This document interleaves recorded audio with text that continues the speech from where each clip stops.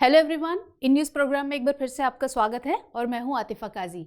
और आज का जो हमारा टॉपिक है वो है आर्थिक सर्वेक्षण 2020-21। इसीलिए यह आपके जीएस पेपर 3 से रिलेटेड रहेगा। दरअसल बजट सत्र की शुरुआत हो चुकी है और इसकी शुरुआत राष्ट्रपति श्री रामनाथ कोविंद के अभिभाषण के साथ हुई और उसके साथ साथ जो सरकार है उसके कामकाज का उल्लेख भी किया। और इसके बाद वित्त मंत्री श्रीमती निर्मला सीतारमण ने लोकसभा में आर्थिक सर्वेक्षण 2020-21 पेश किया। तो चलिए इसको आगे बढ़ाने से पहले जान लेते हैं कि हमारे डायमेंशंस क्या हैं। तो खबर हम जान चुके हैं कि क्या है। आर्थिक सर्वेक्षण 2020-21 के मुख्य बिंदु जानेंगे कि क्या बताया गया है आर्थिक सर्वेक्षण में, क्या कहा गया है और आर्थिक सर्वेक्षण होता क्या है, कौन जारी करता है, क्यों जारी किया जाता है, क्या बताया जाता है उसमें। तो उस सब की जो पृष्ठभूमि है उसमें हम इन सब बातों को जानेंगे और इन सब के मद्देनज़र क्या आगे चुनौतियां हैं, उन सब को देखते हुए क्या उसके लिए उनको दूर करने के लिए, उन चुनौतियों को दूर करने के लिए क्या उपाय किए जा सकते हैं, क्या कदम उठाए जा सकते हैं, आगे की राह में उस पर बात करेंगे और फिर रहेगा हमारा प्रश्न। तो चलिए जल्दी से पहले हम अपने आर्थिक सर्वेक्षण 2020-21 के जो मुख्य बिंदु हैं उन पर बात कर लेते हैं। इस बार का जो आर्थिक सर्वेक्षण रहा उसमें कोरोना महामारी का असर साफ दिखाई देता है। कोरोना महामारी ने किस तरीके से अर्थव्यवस्था को हमारी प्रभावित किया उसका असर इसमें साफ झलकता है। और इसी को देखते हुए भी जो आर्थिक सर्वेक्षण है वो कोरोना वॉरियर्स को डेडिकेटेड किया गया, कोरोना जो योद्धा थे उनको समर्पित किया गया।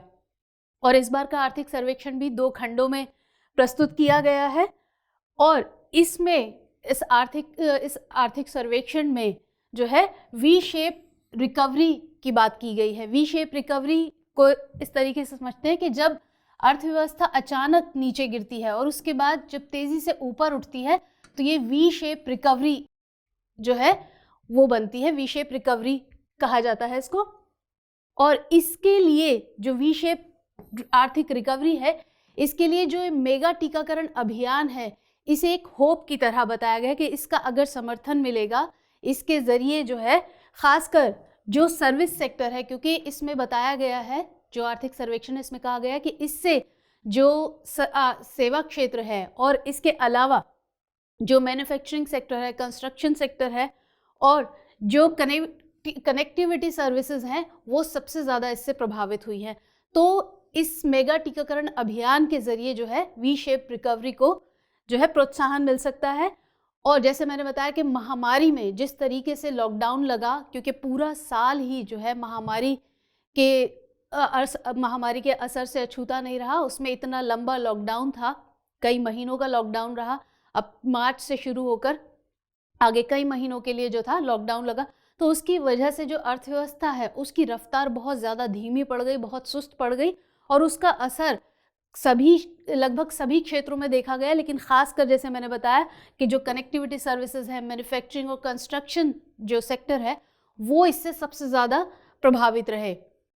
हालांकि इसमें एक अच्छी बात ये रही कि जो कृषि है वो अभी भी जो है इसमें जो है वृद्धि देखी गई, क्योंकि इसमें अभी भी जो है कहीं ना कहीं मजबूती पाई गई और इसमें वृद्धि कितनी रही, 3.4%, 3.4% की इसमें वृद्धि देखी गई है और सेक्टर्स के मुकाबले इसमें थोड़ी मजबूती पाई गई।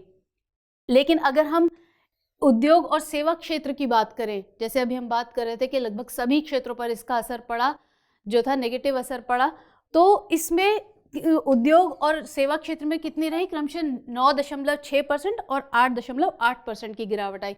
9.6% उद्योग क्षेत्र में और सेवा क्षेत्र में 8.8% की गिरावट दर्ज की गई है। इसमें यह भी बताया गया कि जो वित्त वर्ष 2020-21 रहा उसमें जो अर्थव्यवस्था है उसमें जो वित्त वर्ष 2020-21 के अंदर जो है 7.7% का संकुचन देखा गया, कॉन्ट्रैक्शन देखा गया। जबकि वित्त वर्ष 2021-22 के लिए जो है देश की वास्तविक जीडीपी यानी रियल जीडीपी वो होती है जिसमें हम इन्फ्लेशन को या मुद्रास्फीति को इसमें काउंट नहीं करते हैं, तो वो वास्तविक जीडीपी जो है उसमें 11% की वृद्धि का अनुमान लगाया गया है। जबकि नॉमिनल जीडीपी की बात करें, नॉमिनल जीडीपी वो होती है जो करंट प्राइसेस पर होती है और इसमें मुद्रास्फीति को हटाया नहीं जाता है इसमें से, तो वो नॉमिनल जीडीपी होती है। इसमें कितने परसेंट की वृद्धि का अनुमान लगाया गया है? 15.4% की वृद्धि का इसमें अनुमान लगाया गया है। हालांकि अगर वार्षिक आधार पर सेवा क्षेत्र की बात करें तो इसमें एफडीआई का जो फ्लो था वो 34% बढ़ा ना, 34% की इसमें बढ़ोतरी हुई और उसके साथ ही कितना हो गया? 23.6 अरब डॉलर के स्तर पर ये पहुंच गया। 23.6 अरब डॉलर के लेवल पर ये आ गया। इसके अलावा जो भारत है, भारत का वाणिज्य वस्तु व्यापार घाटा भी कम हुआ है और इसके अलावा चीन और अमेरिका के साथ जो भारत के व्यापार संतुलन है उसमें भी सुधार देखा गया है। आगे बढ़ते हैं। विदेशी विनिमय भंडार की बात करें तो ये बढ़कर अब तक का सबसे ज्यादा हो गया है। कितना? 586.1 अरब अमेरिकी डॉलर के स्तर पर ये पहुंच गया है और विदेशी ऋण जो है हमारा अभी 2.0 अमेरिकी अरब डॉलर की इसमें कमी आई है। वित्त वर्ष 2021 के लिए जो आर्थिक सर्वेक्षण है उसमें वित्त वर्ष 2021 के लिए चालू खाता अधिशेष में 2% की संभावित वृद्धि की बात की गई है और जो कि 17 साल में पहली बार इतनी ज्यादा है। आईएमएफ ने भी कहा है कि भारत जो है वो अगले 2 सालों में सबसे तेजी से बढ़ती अर्थव्यवस्था जो है वो बन सकता है। विकास की बात करें तो भारत जो है, भारत के लिए विकास रणनीति का मुख्य केंद्र क्या है? सतत विकास। और इसके लिए और इस लक्ष्य को पूरा करने के लिए, जो सतत विकास का जो लक्ष्य है इसको पूरा करने के लिए पर्याप्त आर्थिक समर्थन और व्यापक आर्थिक सुधारों की जरूरत है। इसके साथ साथ इसमें जो निजी क्षेत्र है उसके लिए भी ये बात की है कि उसे नवोन्मेष पर ज़्यादा ध्यान देने की ज़रूरत है, निजी क्षेत्र को खास ध्यान देने की ज़रूरत है। और इसके साथ साथ अनुसंधान और जो विकास कार्यक्रम हैं उनमें व्यावसायिक क्षेत्र का जो योगदान है वो 50% से भी ज़्यादा करने की बात कही गई है आर्थिक सर्वेक्षण में। और इसके अंतर्गत जो रेलवे है उसने एक राष्ट्रीय रेल योजना मसौदा लॉन्च किया है। किस बात के लिए? कि वर्ष 2050 तक जो अनुमानित यातायात है उसकी ज़रूरतों की पूर्ति के लिए ये लॉन्च किया गया है, मसौदा लॉन्च किया गया है। अब ये हमने जो सारे पॉइंट्स देखे इनको जल्दी से हम एक ग्राफ में देख लेते हैं, ग्राफ के थ्रू। तो जीडीपी ग्रोथ की जैसे हम बात कर रहे थे कि उसमें संकुचन देखा गया था। वित्त वर्ष 2020-21 में जो था 7.7% का इसमें संकुचन देखा गया था। अब उसके बाद हम वी शेप रिकवरी की बात कर रहे थे, तो यहाँ इसको आसानी से समझ सकते हैं। वित्त वर्ष 2019-20 में ये जीडीपी ग्रोथ जो थी वो 4.2% थी। वित्त वर्ष 2020-21 में इसमें संकुचन हुआ और ये -7.7% हो गई। इसके बाद जो है इसमें वित्त वर्ष 2021-22 में इसमें 11% की जो है बढ़ोतरी का अनुमान लगाया गया वृद्धि का। तो यही जब अर्थव्यवस्था इस तरीके से नीचे आती है, अचानक से बहुत नीचे आती है, उसके बाद जब ऊपर बढ़ती है तो यही होती है वी शेप रिकवरी। इसके बाद हम फिस्कल डेफिसिट की बात करते हैं। तो फिस्कल डेफिसिट जो है वो 2020-21 में 3.5% रहने का अनुमान है। और जो इन्फ्लेशन की बात करें, महंगाई की बात करें, तो इसमें WPI घटी है जबकि CPI में वृद्धि देखी गई है।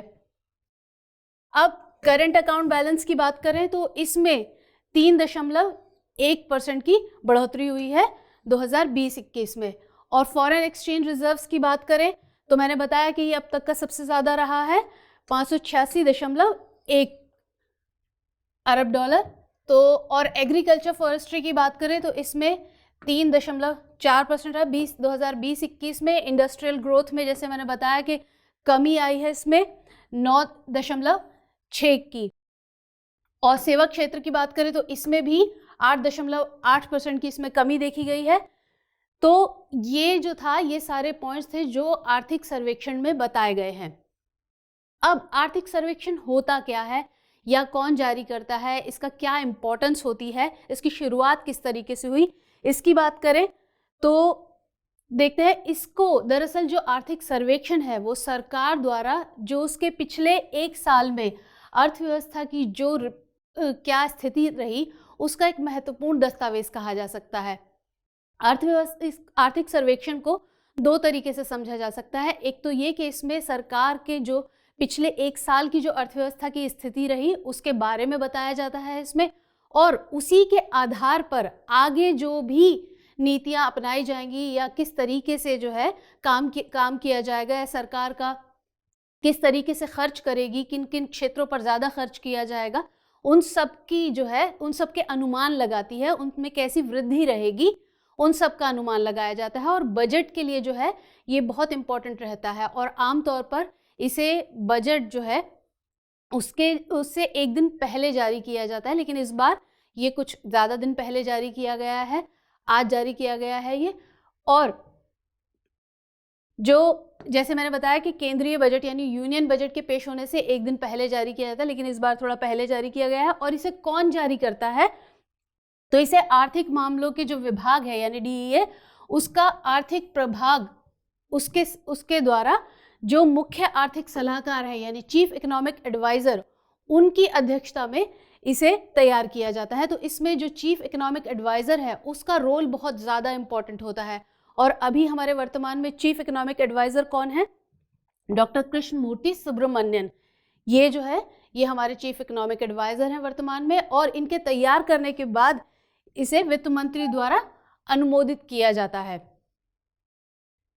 अब इसकी शुरुआत किस तरीके कब से हुई, तो जो पहला आर्थिक सर्वेक्षण था वो वर्ष 1950-51 में प्रस्तुत किया गया था, और 1964 से पहले तक जो है यूनियन बजट यानी केंद्रीय बजट और आर्थिक सर्वेक्षण को एक साथ प्रस्तुत किया जाता था, एक साथ पेश किया जाता था। लेकिन 1964 से जो है इस दोनों को अलग कर दिया गया, यानी केंद्रीय बजट अलग पेश होता है और जो आर्थिक सर्वेक्षण है वो अलग पेश किया जाता है। और पिछले कुछ वर्षों से जो है आर्थिक सर्वेक्षण को 2 खंडों में प्रस्तुत किया जाता है, जैसे इस बार भी जो है 2 खंडों में ही इसको पेश किया गया है। अब ये इम्पॉर्टेंट क्यों होता है? जैसे मैंने बताया कि जब जो केंद्रीय बजट आता है उसके लिए बहुत इम्पॉर्टेंट होता है, क्योंकि इसमें जो पिछले एक साल में किस किस परियोजना से या किस नीति से किस तरीके का उसमें वृद्धि रही, उसके क्या रुझान देखे गए, किस तरीके से उस आगे, तो उसी के हिसाब से जो है इसमें बजट बनाने में, बजट एलोकेशन में या बजट के अनुसार किस तरीके से किस क्षेत्र पर ज़्यादा खर्च किया जाना है, किस क्षेत्र पर कम, जो ज़्यादा वृद्धि, जिसको ज़्यादा सहायता की ज़रूरत है, जिसको ज़्यादा निवेश की ज़रूरत है, तो वो बजट जो है इसी आर्थिक सर्वेक्षण को देखकर तैयार किया जाता है। जैसे कि देश की जो आर्थिक स्थिति है उस पर सरकार के कदमों का जो है एक विस्तृत आधिकारिक दस्तावेज होता है, जैसे मैंने पहले भी बताया। और सरकार जो है देश की समस्याओं से निपटने की दिशा में जो सरकार द्वारा प्रयास किए जाते हैं उनको इसमें बताया जाता है। इसके अलावा जो सरकार के प्रमुख विकास कार्यक्रम है और जो नीतिगत पहले हैं इसमें उनको उजागर किया जाता है। जैसे मैंने बताया कि एक साल पहले के सारे जो सरकार के काम हैं, जो सरकार के कार्य हैं, उनको इसमें बताया जाता है। और आगे हर क्षेत्र से रिलेटेड जो है अनुमान लगाए जाते हैं कि कौन सा क्षेत्र कितनी वृद्धि करेगा और क्यों करेगा, कि अगर किसी क्षेत्र में वृद्धि हो रही है तो उसके क्यों की जा रही है, क्यों करेगा वो वृद्धि, वो सब भी बताया जाता है। और अगर किसी क्षेत्र में जो है कमी की आशंका जताई जाती है तो वो भी उसका अनुमान लगाया जाता है, और वो उसका रीज़न भी इसमें जो है बताया जाता है कि क्यों उसमें कमी की आशंका है। तो ये था हमारा आर्थिक सर्वेक्षण। अब इससे संबंधित कुछ चुनौतियां भी हैं, तो चुनौतियों की बात कर लेते हैं, लेकिन उससे पहले हम आज का प्रश्न देख लेते हैं। तो चलिए आप प्रश्न नोट कर लीजिए। आर्थिक सर्वेक्षण 2020-21 के प्रमुख बिंदुओं की चर्चा करते हुए बीते एक साल में भारतीय अर्थव्यवस्था की सेहत पर एक टिप्पणी कीजिए। तो आपने प्रश्न नोट कर लिया होगा।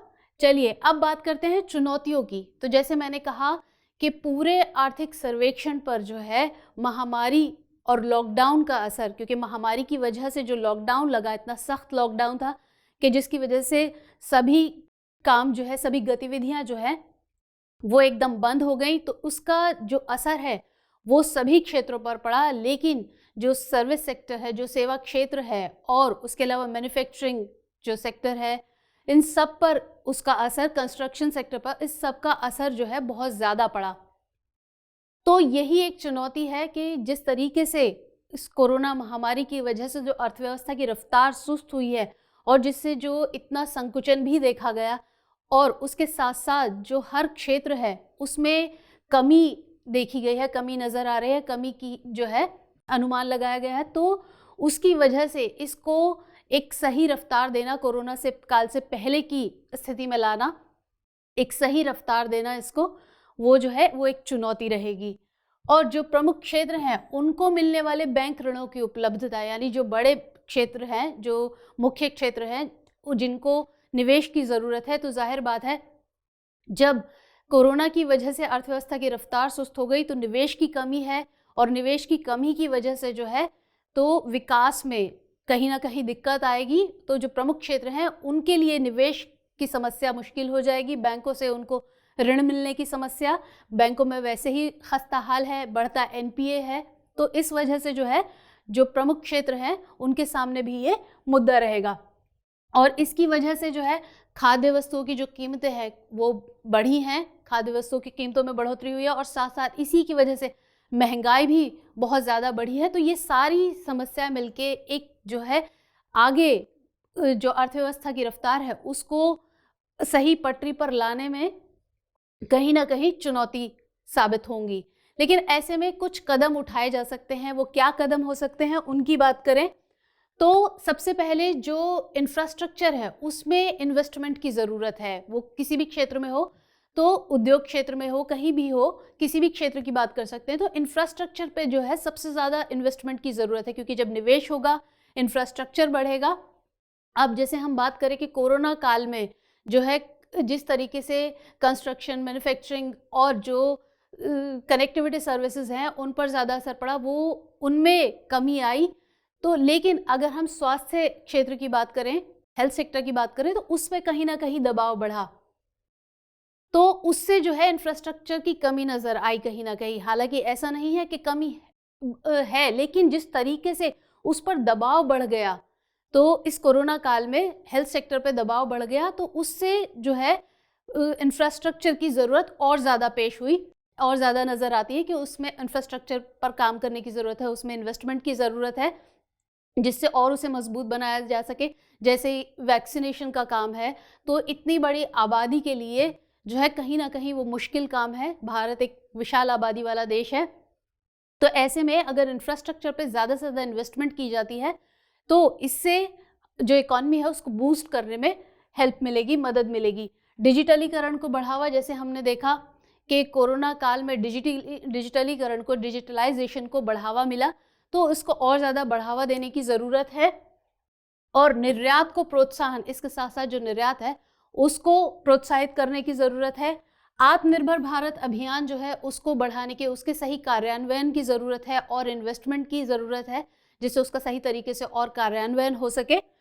और इसके अलावा जो स्वास्थ्य क्षेत्र है, जैसे हेल्थ सेक्टर की बात की मैंने, तो उसके लिए आयुष्मान भारत और राष्ट्रीय स्वास्थ्य मिशन जो है उनके बीच जो है समन्वय या सामंजस्य स्थापित करने की ज़रूरत है, जिससे कि जो दोनों, जो मिशन की बात की हमने, दोनों जो है वो एक दूसरे के साथ मिलकर काम कर सकें। तो इनमें कहीं ना कहीं अगर सामंजस्य बिठाया जाता है, कोऑर्डिनेशन सही होता है, तो इससे थोड़ी हेल्प मिलेगी इकॉनमी को बूस्ट करने में और जो हेल्थ सेक्टर है उसको बूस्ट करने में। तो ये था हमारा आज का टॉपिक। मुलाकात होगी फिर किसी और नए इंपॉर्टेंट टॉपिक के साथ, तब तक के लिए इजाज़त दीजिए। जय हिंद।